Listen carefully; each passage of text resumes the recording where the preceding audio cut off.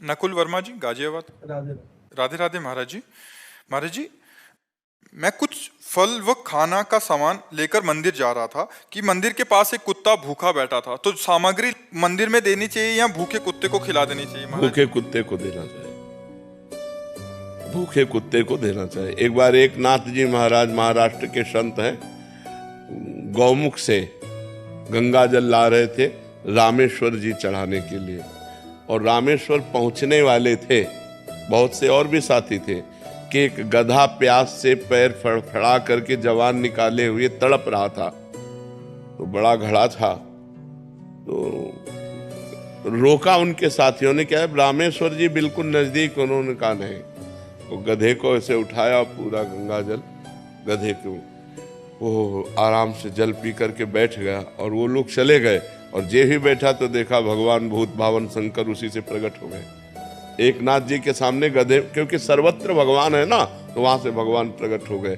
यदि हम मंदिर जा रहे हैं भोग लगाने और कोई कुत्ता ऐसा दिखाई दे रहा है कि भूखा बैठा है, तो हमें चाहिए कि भगवान की भावना करके कुत्ते को पवा देना चाहिए, क्योंकि भगवान कुत्ते में भी हैं। नामदेव जी ने जब कुत्ता रोटी लेके भगा तो घी का कटोरा लेके कहा कि नाथ सूखी ना खाओ, थोड़ा घी चुपरा लो, और तो उन्हीं कुत्ते में से भगवान विट्ठल प्रकट हो गए।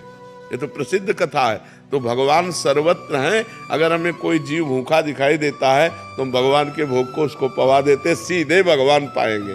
वहां तो भगवान दृष्टि भोग पाते हैं, मंदिर में भगवान सीधे नहीं पाते, दृष्टि भोग पाते हैं। उनकी दृष्टि में केवल आता है, और मुख से तो भगवान सीधे पाते। भूखा कोई आदमी बैठा है, कह रहा है बाबूजी भूख लगी है, पूजा ये लो, केला सेव फल मिठाई खा लो, और मान लो कि हो गया, दर्शन करे और ठाकुर जी के भोग यहाँ लगा दो, दर्शन ठाकुर जी करे और बढ़िया हो गया जी। अलका जी, राधे राधे महाराज जी। महाराज जी, मैं अपने भक्ति भाव को व्यक्त नहीं कर पाती महाराज जी। किससे व्यक्त करना? प्रभु जानत सब बिना जनाए। जिनकी हम भक्ति कर रहे हैं तो बिना जनाए जानते हैं, अंतर्यामी सबके हृदय की बात जानते हैं। हाँ, भक्त कहलाने के लिए यदि तुम्हारा हो कि चार लोग जाने कि हम भगत है तो बात अलग है, नहीं तो व्यक्त करने की जरूरत क्या है? व्यक्त करने की जरूरत क्या है? प्रभु जाने सब बिना जनाए।